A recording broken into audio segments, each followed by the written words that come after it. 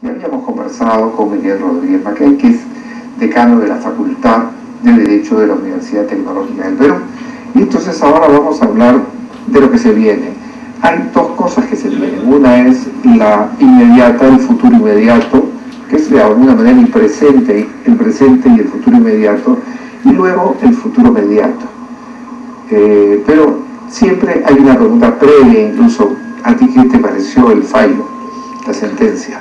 Fíjate, Osvaldo, nosotros buscábamos en La Haya que ese statu quo de un paralelo hasta la milla 200, unilateral, arbitrario, que hizo Chile por una posesión de facto, ese paralelo, ese statu quo ya no existe más. Creo que esta es la primera reflexión que tenemos que decir, porque si no podríamos desbordar a algunas personas. Yo comprendo que están diciendo que todo continúa igual de la milla 1 a la 80, eso tiene una explicación. Entonces, número uno, el fallo ha trastocado lo que se mantenía hasta antes de la lectura, que era un statu quo.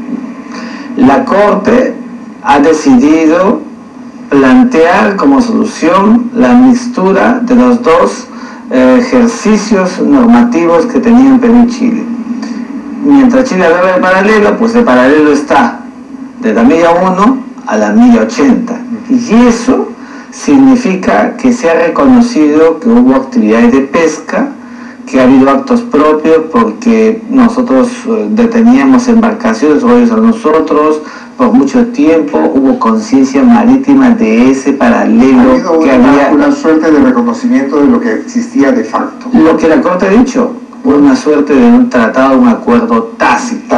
Un acuerdo tácito.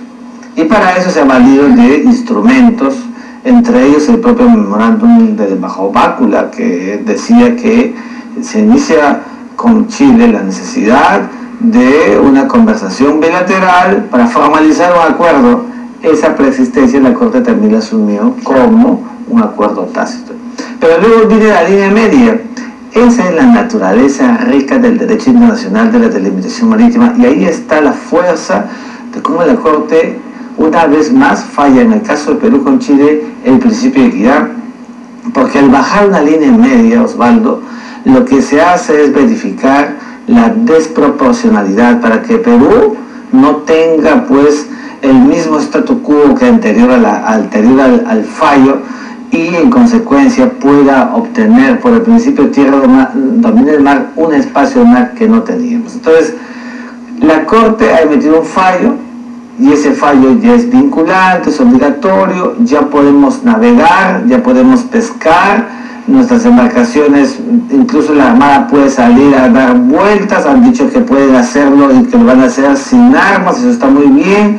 Pueden haber actos de faena después de la milla 80. Entonces, yo creo que el fallo, que ha sido de puro derecho, Osvaldo, es el comienzo de una etapa, a mi juicio, estelar entre Perú y Chile.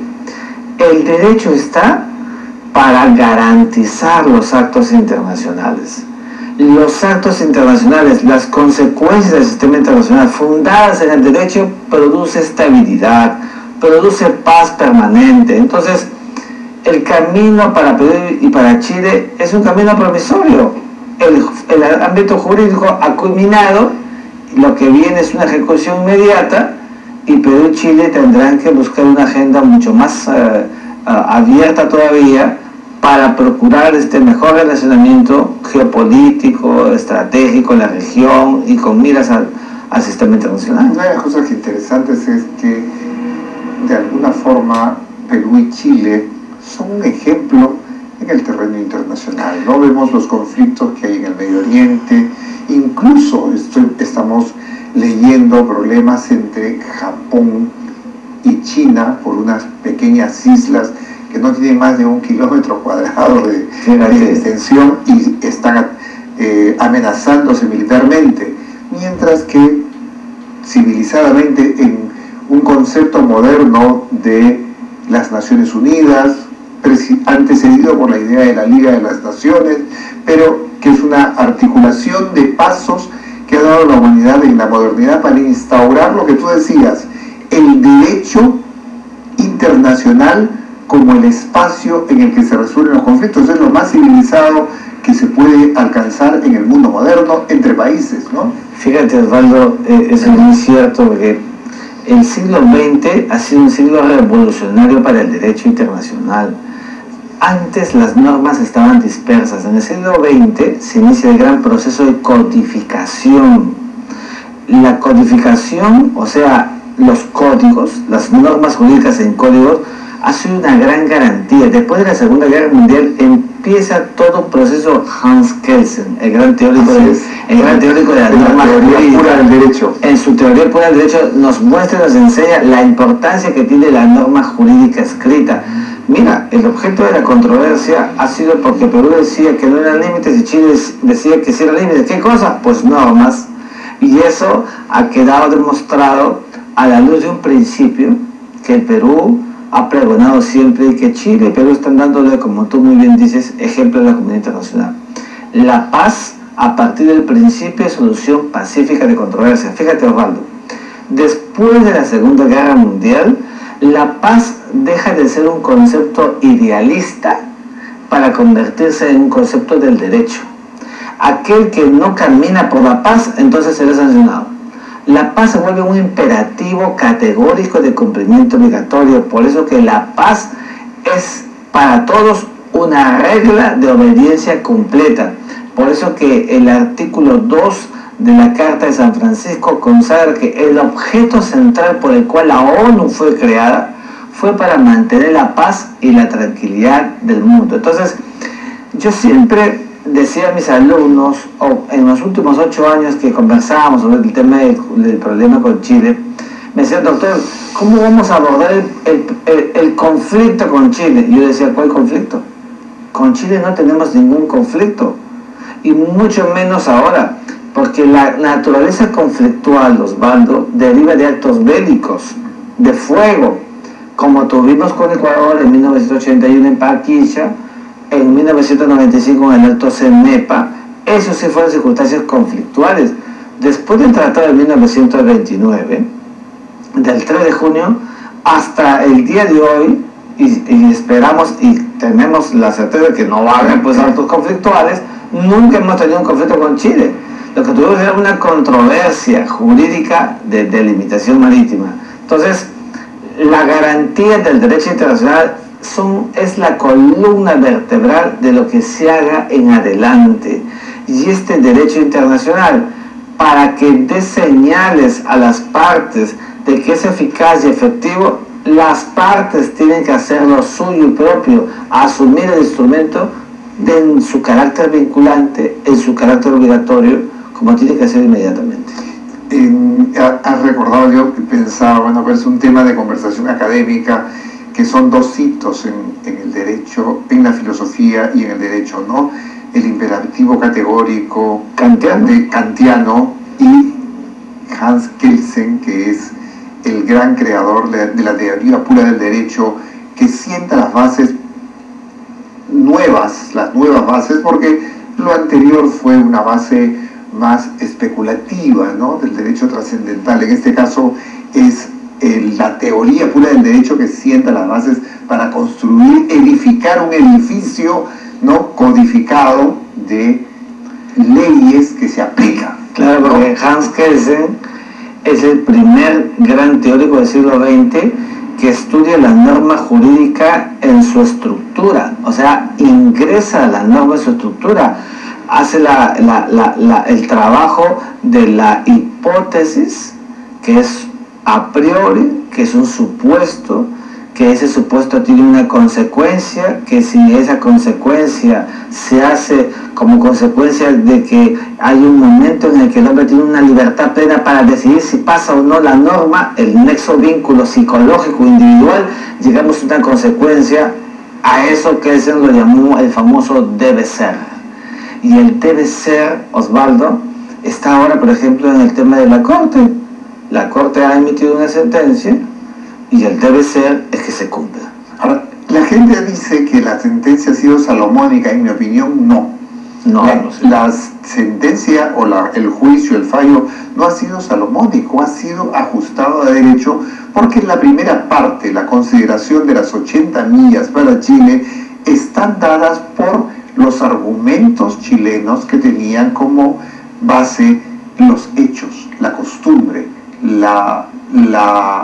los acuerdos pesqueros que jamás fueron cuestionados por el Perú. Entonces, la Corte dice, sí, efectivamente esto ha estado funcionando así y vamos a formalizarlo, vamos a darle un carácter legal. Pero sin embargo, sobre el otro tema del reclamo, también tiene una posición muy ajustada a derecho, es decir, en esto hay una injusticia y la Corte tiene que actuar con justicia basándose en una reclamación racional basada en hechos, en datos, ¿no? Sí, lo que tú dices es muy exacto. La Corte no puede emitir fallos salomónicos, nunca ha hecho fallos salomónicos, porque si hubiera sido un fallo salomónico, son 200 millas de paralelo, la mitad para Perú y la mitad para Chile.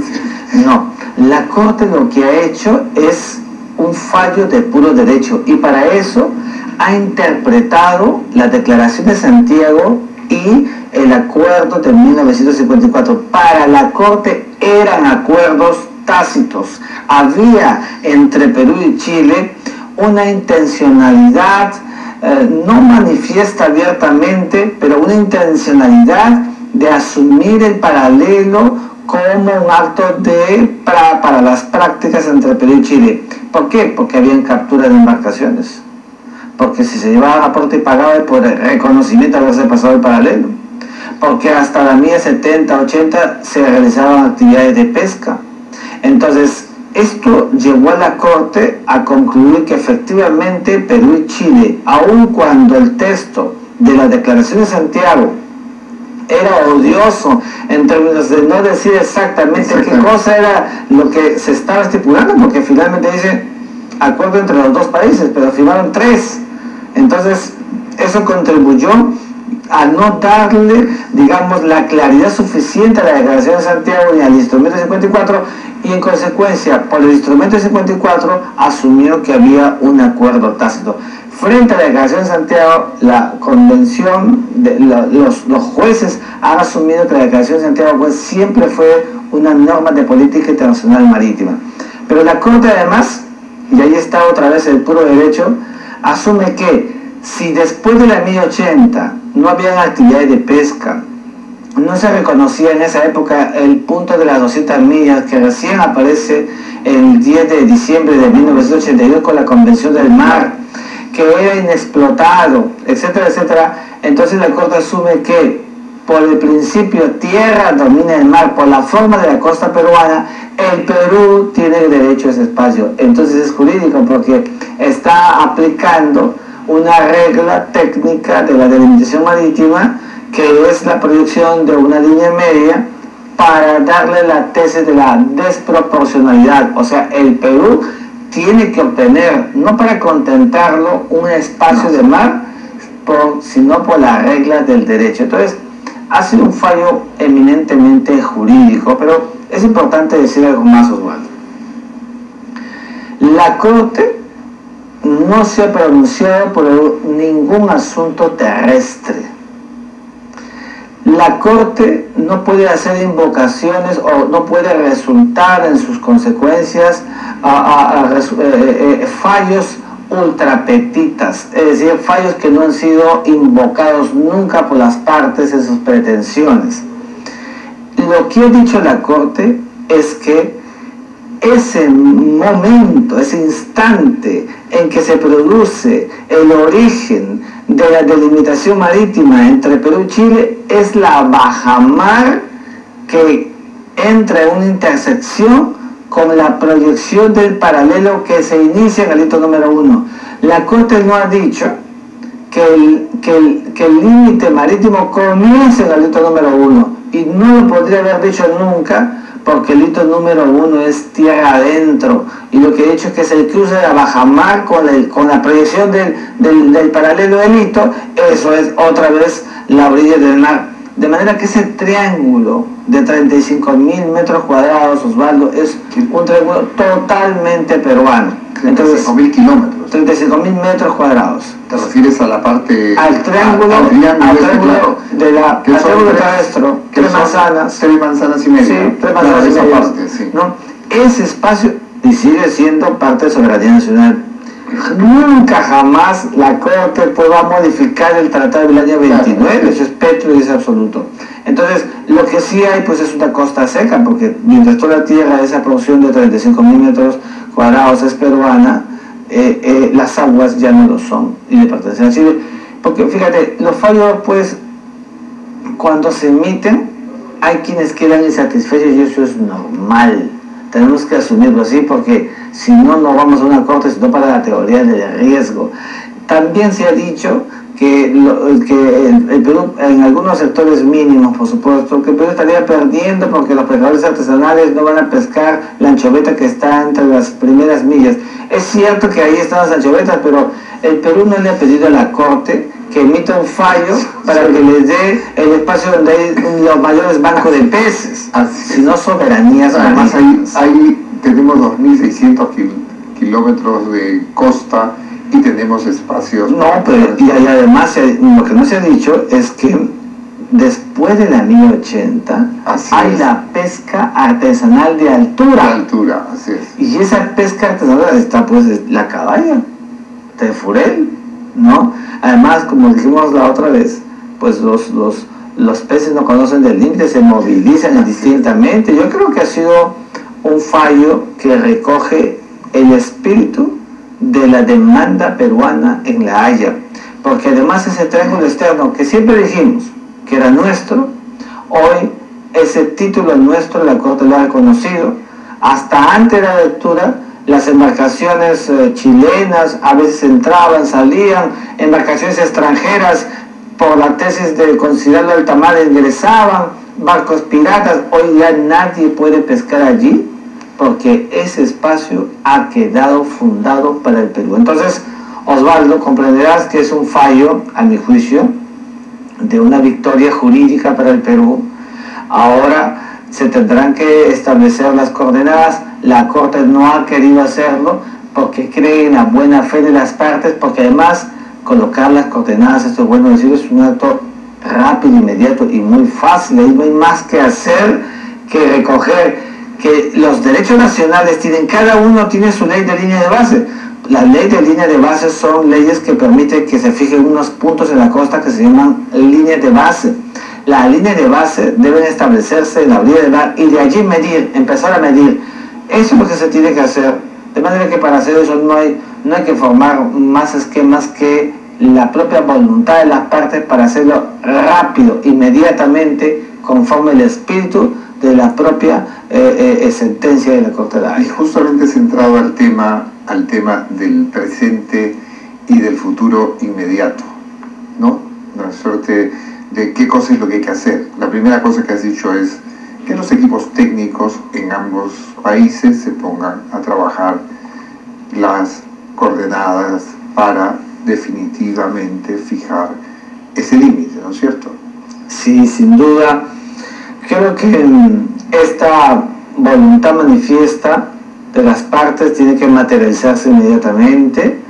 Creo que una vez establecidas ya las soberanías, se acabaron, Osvaldo, las detenciones de los pescadores, se acabaron estas incertidumbres, los mares han sido establecidos, definidos para siempre, porque los tratados tienen carácter perpetuo. Si después exógenamente quisieran hacerse convenios, se pueden hacer.